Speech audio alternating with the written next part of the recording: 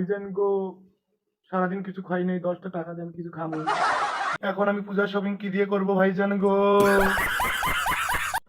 আমি পারি না, আর পারি না, কেন যে মরি না। হামেস্টার আমায় মাইরা দিছে এক টোকেনে ভ্যাকসিন দিয়া রে। ভাই কি বলবো দুঃখের কথা, এই হামেস্টারে কাজ করতেছি দীর্ঘ 6 মাস ধরে। এই 6 মাস দিন রাত 24 ঘন্টা ট্যাপ ট্যাপ করে লাভ হইলো কি ভাই?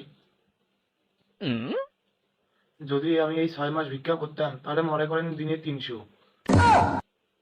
কারণ এখন মানুষ 10 টাকা নিচে ভিক্ষা দিতে লজ্জাবোধ করে। মনে করেন দিনে 30 জন দিত, দিনে 300, অর্থাৎ এক মাসে 9,000। তাহলে 6 মাসে 54,000 টাকা। না লাগতো এমবি, না লাগতো 24 ঘন্টা ট্যাপ ট্যাপ করার, খালি বললেই হইতো ভাইজান গো, সারাদিন কিছু খাই নাই, 10টা টাকা দেন কিছু খাবো। যদিও লাজ লজ্জার মাথা খেয়ে বলার লাগতো। এই টাকা দিয়ে সুন্দর করে পূজায় ঘোরা হতো, শপিং করা হতো।